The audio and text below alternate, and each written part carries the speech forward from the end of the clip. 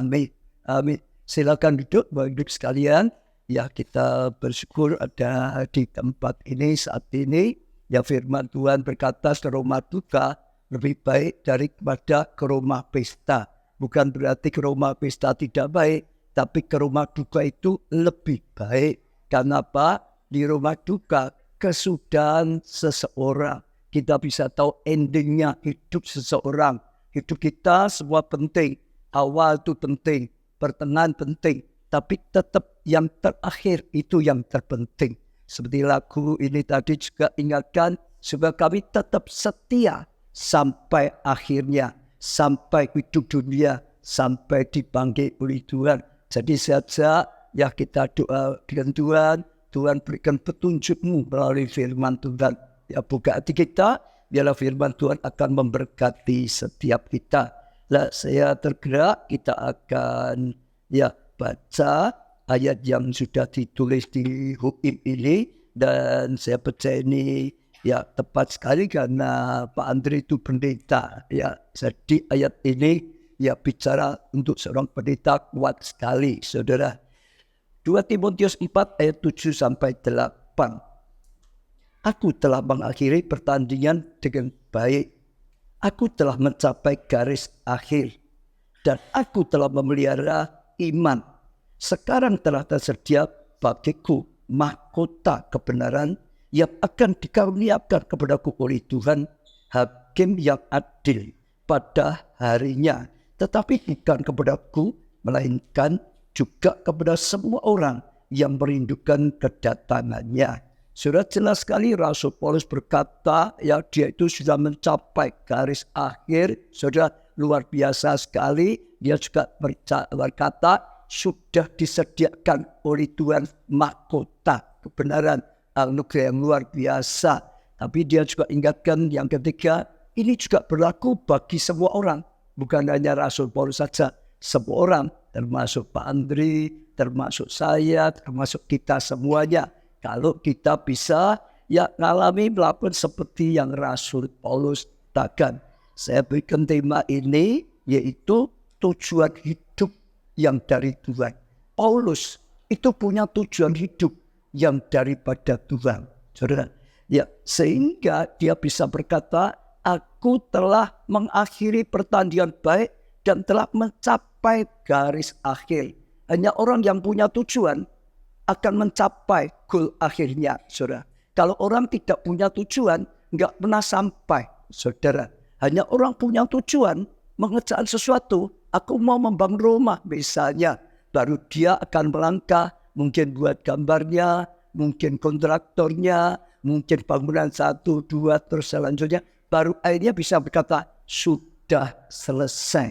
Kalau tidak punya tujuan, nggak akan ada perjuangan, nggak akan ada arah, hidupnya nggak punya arah, hidupnya nggak punya tujuan. Jadi yang nggak tahu mau sampai di mana, nggak pernah mencapai sesuatu yang berarti, nggak mencapai sesuatu yang sangat berguna bagi setiap kita. Saya bersyukur Paulus dia punya tujuan hidup, saudara, yang dari Tuhan. Tujuan itu sudah penting supaya ada perjuangan yang terarah, supaya akhirnya bisa mencapai, saudara. Setiap kita mungkin ada tujuan. Ada yang ingin jadi dokter, ada yang ingin mungkin jadi polisi, ada yang mungkin ingin jadi presiden, saudara. Ada yang mungkin ingin jadi pengusaha saja, dan lain-lain, saudara. Tujuan baik itu baik, saudara. Sehingga ada usaha anak sekolah, kalau nggak punya cita-cita, asal saja sekolah, dia nggak bisa pikirkan perjuangan orang tuanya yang membiayai dia, cari dananya, kadang-kadang nggak ada perjuangan sungguh-sungguh, sehingga menyiapkan waktu, saudara, menyiapkan pengorbanan orang tuanya, saudara. Tapi kalau dia ngerti semuanya itu, dia akan gigih, dia akan berjuang, dia akan belajar, dia akan berusaha, dan saya percaya pasti ada kemajuan yang jauh lebih baik, dan akhirnya bisa mencapai sesuatu, saudara. Jadi harus ada tujuan. Orang hidup saja tujuan.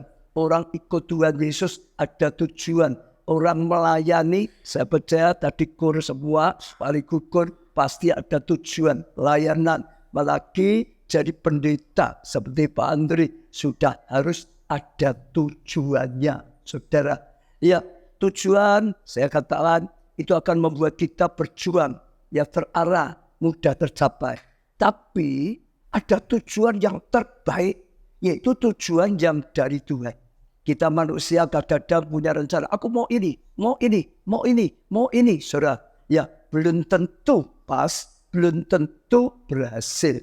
Kalau kita dapat tujuan hidup kita yang dari Tuhan, saudara, kita bisa tangkap, kita bisa imani, kita perjuangkan, ada tuntunan Tuhan, ada backup Tuhan, ada pertolongan Tuhan, ada berkat Tuhan yang membuat kita jauh lebih mudah berhasil saat ada tantangan, saat ada kesulitan, saat ada pergumulan, ditambah lagi seperti Paulus berkata, ada anugerah, ada berkat, ada kasih karunia. Saudara, sejak yang pertama ini, saudara coba renung, adakah tujuan hidupmu? Kalau saudara yang sudah lewat umur, dulu waktu muda nggak ada tujuan hidup, ya asal saja. Tapi yang dulu punya tujuan hidup, mungkin sekarang sudah mencapai. Atau masih perjuangan, saudara. Ada tujuan itu akan bagus sekali. Tapi saya ingatkan sekali lagi, kalau saudara bisa dapat tujuan hidup yang daripada Tuhan, itu yang terbaik. Itu yang menyenangkan hati Tuhan. Itu yang membuat hidup kita itu terarah. Itu yang membuat hidup kita itu dapat perkenanan ilahi. Itu yang membuat kita itu punya jaminan, bahkan punya pahala yang luar biasa. Ya, tidak semua orang dipanggil sama.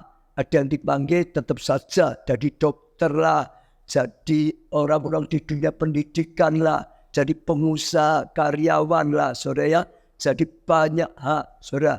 Tapi juga ada yang dipanggil jadi hamba Tuhan full time di gereja. Ada yang jadi pendeta. Contoh misalnya saya, Pak Andri, dulunya pengusaha, saudara. Ya, kita enggak ada tujuan jadi pendeta, saudara. Tapi nyata dalam hidup kita dapatkan, oh Tuhan panggil untuk jadi pendeta, untuk mengembalakan jemaat. Ya bersyukur saya tanggapi panggilan Tuhan. Bersyukur juga Pak Andri tanggapi panggilan Tuhan. Maka Tuhan yang tuntun. Maka terus ya sampai sekarang. Saya percaya saudara, kalau kita bisa dapatkan anugerah. Saya ajar setiap saudara, cari tujuan hidupmu. Khususnya yang dari Tuhan.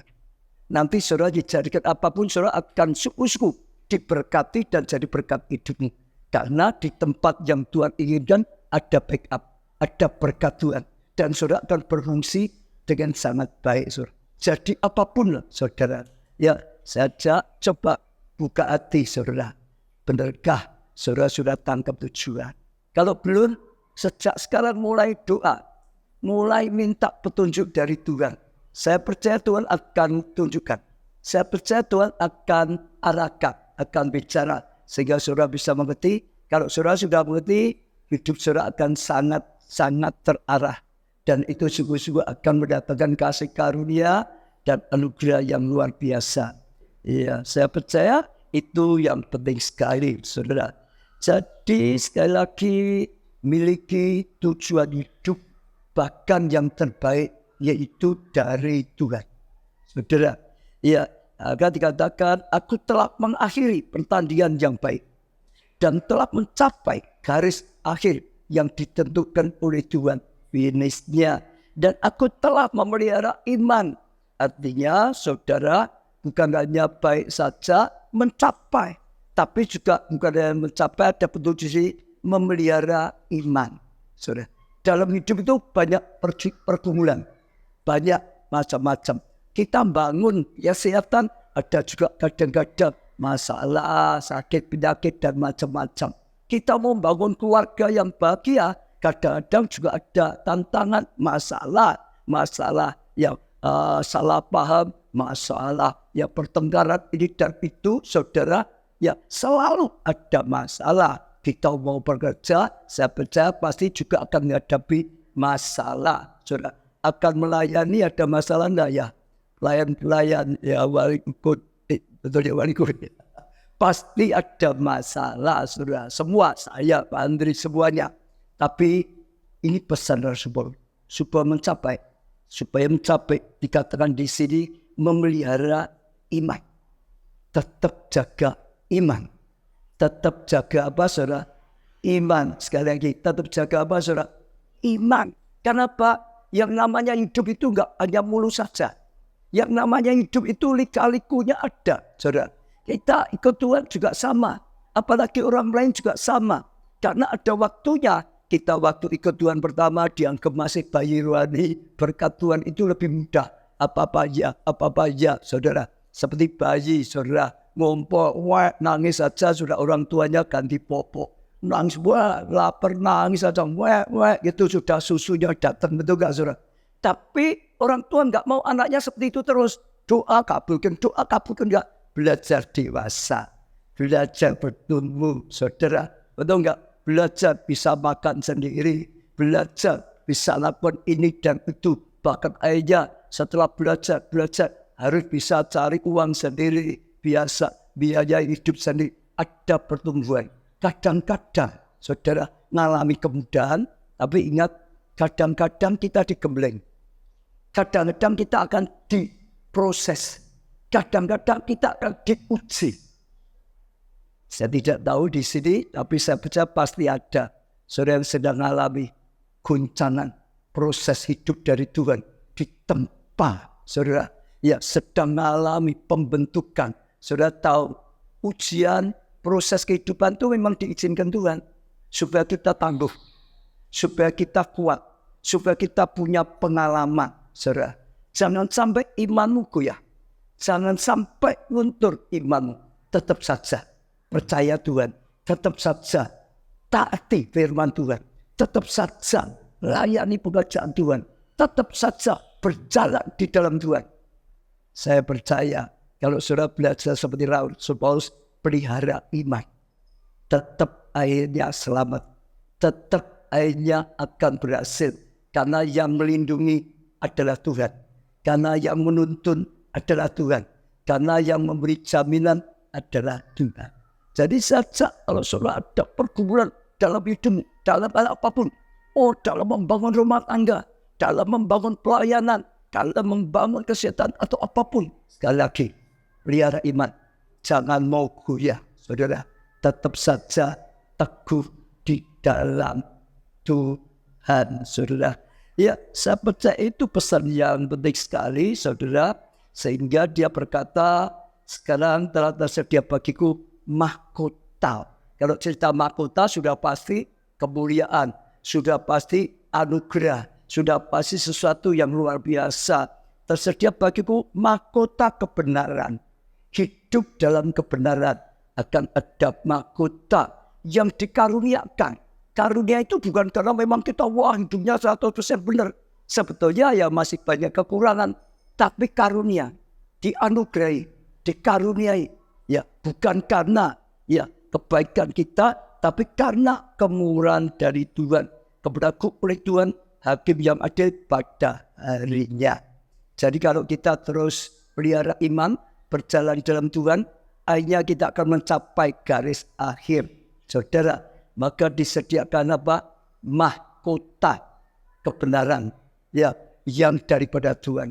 Saya percaya kalau saya tanya misalnya nggak usah karena ini upacara. Siapa yang nggak mau mahkota? Pasti saudara ya, nggak angkat tangan. Tapi kalau saya bertanya dengan saudara, siapa yang mau kelak meninggal? Saudara dapat mahkota kebenaran dari Tuhan.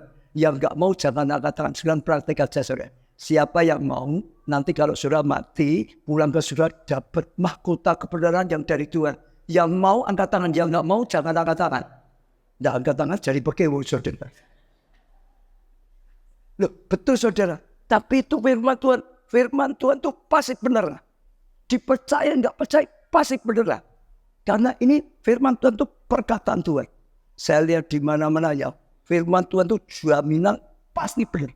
Kalau kita sungguh-sungguh tahu firman, lakukan dengan benar firman, pasti mengalami. Yang seringkali kita nggak mengalami kebenaran firman. Karena kadang-kadang nggak belajar firman, nggak ngerti. Langkahnya nggak sesuai firman, ya nggak bisa mengalami. Atau ngerti firman, banyak ikut PA, seminar, tapi nggak taat melakukan. Ya nggak bisa. Saya perhatikan dalam hidup saya mulai sampai sekarang, sebetulnya firman itu dahsyat. Saya pun belajar sepenuhnya jadi pelaku firman. Karena setiap melakukan firman, saya melihat kebenaran firman. Saya lihat hasilnya itu luar biasa sekali. Ada mahkota. Nah, hebatnya lagi, Paulus berkata, tetapi bukan hanya padaku mahkota itu, melainkan juga kepada semua orang yang merindukan kedatangannya. Artinya, hari ini firman Tuhan sedang dikatakan oleh Paulus, bukan hanya bagi Paulus, tapi juga bagi saya, tapi juga bagi saudara semua, kalau saudara juga punya tujuan yang dari Tuhan untuk hidupmu, saudara mengerti, saudara percayai, saudara taati, berjalan dalam tuntunan Tuhan, saudara juga akan menerima mahkota kemuliaan. Itu harus dipercaya, saudara. Hidup ini jangan hanya memikir yang di dunia saja. Hidup di dunia itu sementara. Mau sampai tua seperti apapun sementara. 100 tahun ya sementara, saudara. Tapi setelah meninggal, kita akan masuk kehidupan yang kekal. Kekal itu enggak ada habis-habisnya. Bukan 100 tahun, bukan 1000 tahun, saudara. Kekalnya kekal. Itu ada. Dipercaya enggak dipercaya itu ada. Surga dan neraka dipercaya enggak dipercaya itu ada. Kalau kita meninggal dalam dosa, saudara, bahaya sekali masuk neraka. Dipercaya enggak dipercaya tetap akan terjadi. Kalau kita dengar kita hidup yang benar, ya nanti ada mahkota di surga. Dipercaya enggak dipercaya, benar pasti. Karena firman Tuhan, ya amin, saudara, ya dan amin. Lah, ya hanya ada orang yang mengerti lalu memperjuangkan dengan baik. Paulus ngerti tujuan hidupnya. Ya, dia nanggapi dengan baik. Simpson sayang, saudara, kalau di Alkitab. Dia sudah punya tujuan yang luar biasa. Jadi nasir Allah, saudara. Jelas sekali panggilannya. Tapi dia main-main dengan hidup. Akhirnya enggak mencapai. Ya sekalipun akhirnya ada pengampunan. Tapi akhirnya meninggalnya dengan sangat berat sekali. Karena matanya sempat dicungkil. Apalagi Yudas. Ngerti panggilannya jelas sekali. Sudah ikut Tuhan Yesus. Disiapkan sebetulnya jadi rasul, sayang. Dia tidak menanggapi panggilannya dengan benar. Sehingga hidupnya malah terhilang. Hari ini, saya rasa yang ingin Tuhan tekankan pada setiap kita, termasuk saya. Tahu ya, dalam hidup kita itu ada tujuan ilahi dari Tuhan. Kita diciptakan Tuhan. Dilahirkan di dalam Tuhan. Ada rencana Tuhan. Bahkan kita yang percaya disebut anaknya Tuhan. Tuhan itu punya rencana. Tuhan punya rencana yang indah. Saudara. Belajar. Sekali lagi, ngerti tujuan hidup dari Tuhan. Ya, hidup kita akan terang. Kalau tujuan kita ke surga, ikut Tuhan. Ya, berjuang hidup, nanti akhirnya sampai surga. Ya, saudara. Enggak ada tujuan, bahaya, saudara. Kalau saya tanya siapa yang punya tujuan ke neraka, pasti enggak ada. Tapi enggak punya tujuan saja bahaya. Bisa sampai di mana-mana, saudara. Ya, jadi punya tujuan hidup yang benar. Saya bacakan sedikit, Paulus ngerti, ya, dia maka menata hidupnya luar biasa. Saudara, Filipi 1, ayat 21 sampai 22. Karena bagiku hidup adalah Kristus. Bagi Paulus, hidup itu ya Kristus. Hidupnya untuk Kristus. Hidupnya untuk Yesus. Hidupnya untuk Tuhan. Dia berkata, dia tahu panggilan ilahinya dipakai setelah dia diselamatkan, dipakai selamatkan jiwa orang-orang di luar Yahudi. Dia tahu hidupnya dipakai untuk melakukan panggilan Kristus, untuk melakukan tugas dari Kristus. Bagiku hidup itu Kristus, hidupku milik Kristus, hidupku bagi Kristus, hidupku melakukan kehendak Kristus, dan mati adalah keuntungan. Maka dia berkata, kalau aku sudah punya tujuan hidup seperti ini, komitmen seperti itu, hidupku itu Kristus, untuk Kristus, bagi Kristus. Mati pun pasti aku dapat keuntungan. Sudah dikatakan, ya, mati pun keuntungan. Bukan mati itu celaka, bukan mati itu kerugian. mati itu untung. Kenapa dia berkata seperti itu? Saudara dengar ya. Ada orang mati lalu mengalami kerugian besar-besar. Habis. Karena orang hidup di dunia, kerja, dapat rumah banyak, dapat tabungan banyak, pabrik banyak, apapun banyak, kedudukan tinggi, mati, semua hilang. Itu rugi. Hidup itu habis-habisan. Kematian itu habis-habisan. Bagi yang tidak hidup dalam Tuhan. Saya ulangi ya. Kalau kita tidak hidup dalam Tuhan, mati itu habis-habisan. Hartanya habis, tanahnya mau 1000 hektar, ya dimentik berapa kali berapa saja. Betul enggak? Habis. Kekayaan, kedudukan, ketenaran, kehormatan, habis. Tapi di dalam Tuhan beda. Mati itu justru keuntungan besar sedang datang. Anugerah sedang datang. Waktu kita mati dunia, kita sudah disediakan pengampunan masuk surga. Bukan dunia yang penuh penderitaan, surga yang penuh kebahagiaan. Kita di dunia punya rumah. Ya, nggak mungkin seperti yang di surga. Sudah disediakan rumah di surga. Dapat surga, dapat rumah di surga, dapat pahala di surga. Di sini dapat mahkota di surga. Beda. Kita hidup di luar Tuhan, jauh dari Tuhan, hidup dalam dosa, mati itu habis-habisan. Itu belum lagi kalau cerita neraka, habis. Tapi kalau kita dalam Tuhan, tujuan Tuhan, kembali. Mati itu keuntungan besar.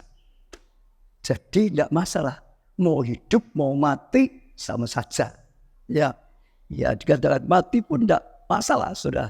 Ya, tapi jika aku harus hidup di dunia itu berarti bagiku bekerja memberi buah. Jadi, mana yang harus kupilih? Aku tidak tahu. Artinya sama saja. Hidup boleh, mati boleh. Terserah Tuhan, kehendak Tuhan. Kalau aku harus dipanggil mati, berarti aku saatnya kembali ke rumah Bapa di surga. Saatnya menerima pahala. Saatnya tugasku selesai, terima mahkota, selesai. Tapi kalau aku harus hidup, Paulus berkata, aku harus menghasilkan buah. Artinya, kalau masih hidup, harus bekerja untuk kekekalan. Harus ada buah dari kehidupan. Jangan hidup sia-sia. Sekalipun sudah tua, jangan hidup sia-sia. Masa tua bisa digunakan jadi pendoa misalnya. Doakan ya hamba-hamba Tuhan, doakan gereja Tuhan, doakan jemaat, doakan orang-orang yang belum mendapat keselamatan supaya kenal Tuhan, dapat pengampunan. Banyak orang diselamatkan karena doa-doanya. Bawa semua keluarga besarnya, doakan, perjuangkan, sungguh-sungguh dalam anugerah Tuhan. Tetap bisa.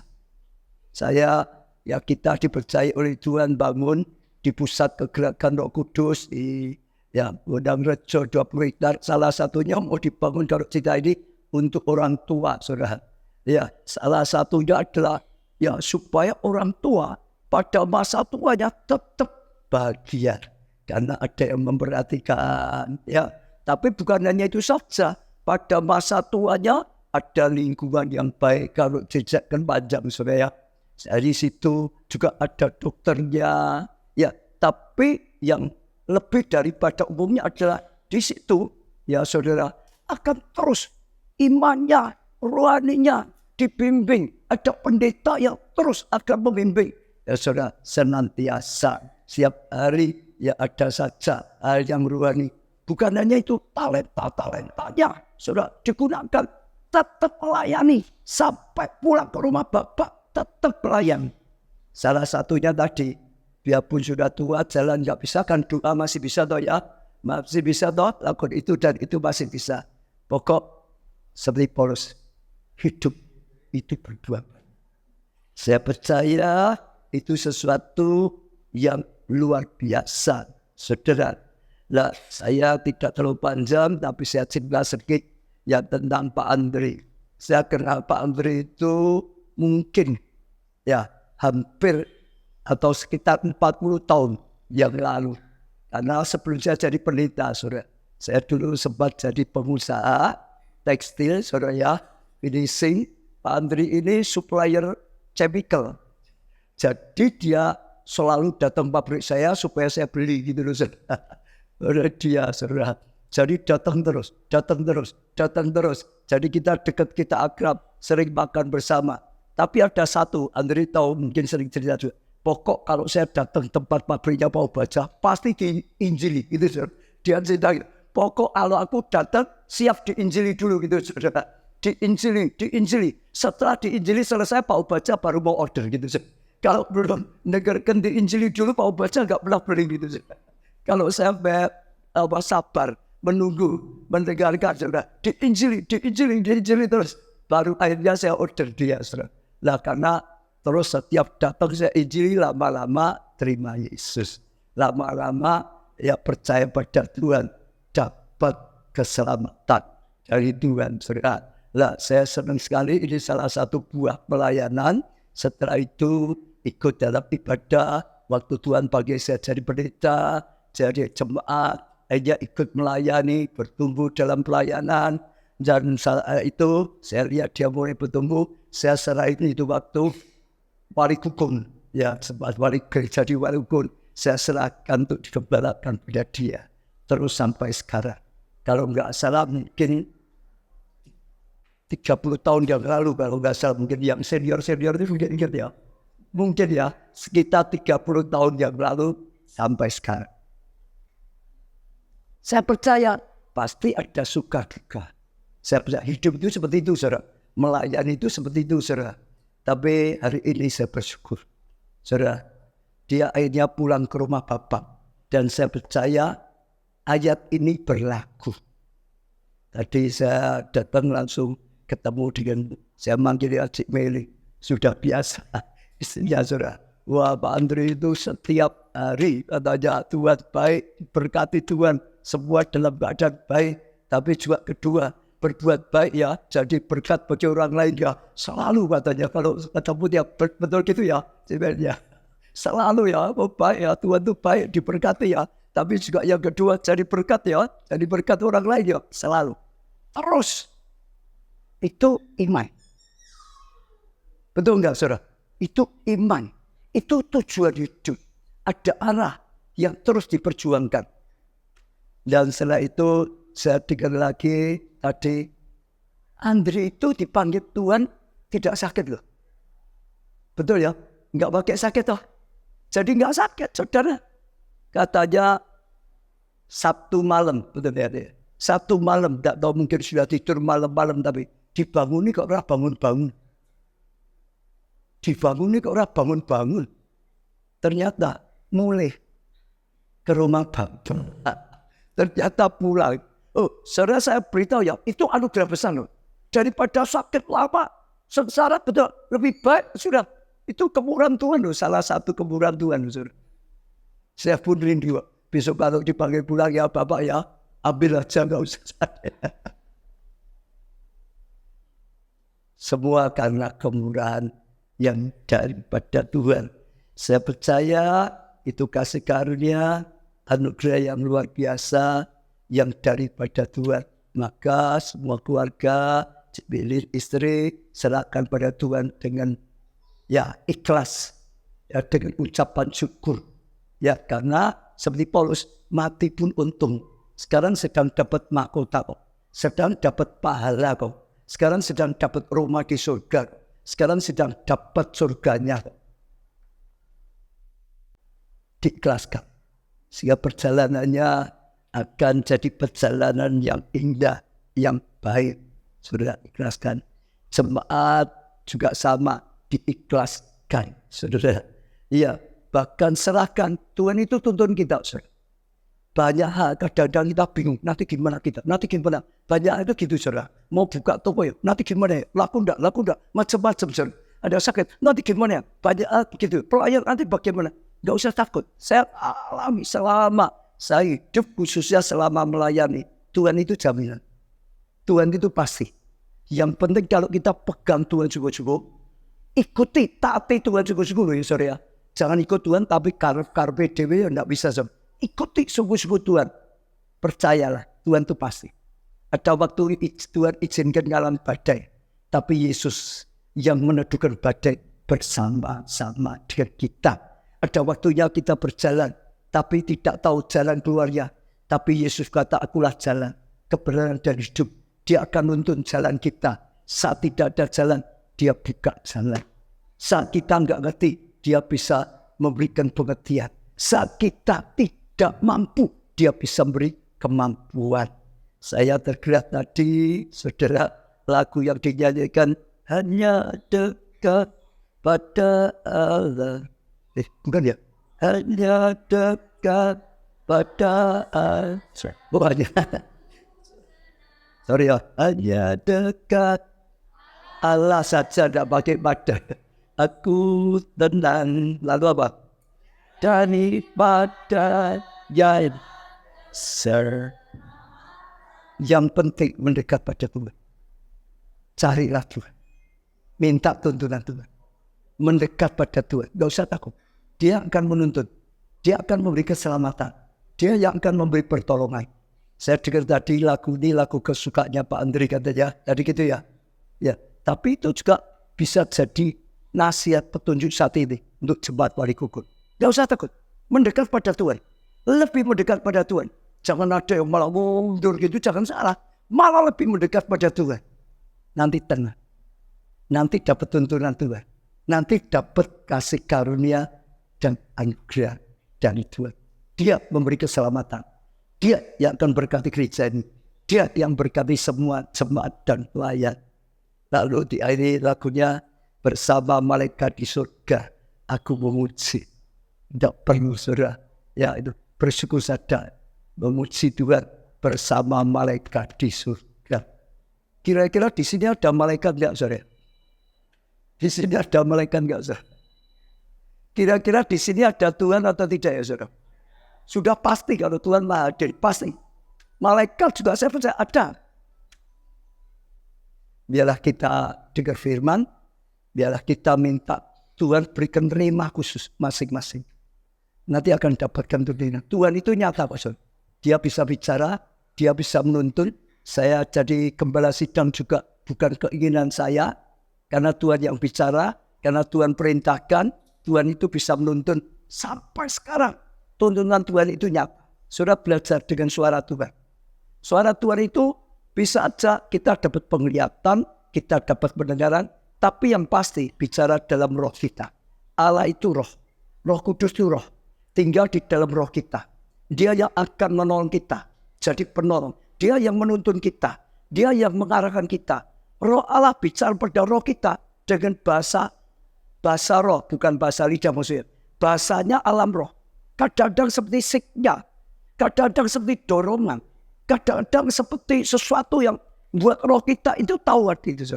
Seperti apa ya, siknya yang membuat kita tahu. Yang penting belajarlah hidup bergaul dengan Tuhan. Banyak dekat Tuhan. Ya, banyak doa dengan Tuhan. Termasuk kalau saudara bisa bahasa roh, banyak bahasa roh. Lama-lama roh saudara peka. Dan saudara akan mengalami tuntunan Tuhan ya. Luar biasa. Saya tidak perpanjangkan firman Tuhan. Saudara biarlah ini menjadi petunjuk bagi setiap kita. Ucik bisa bikin satu lagu.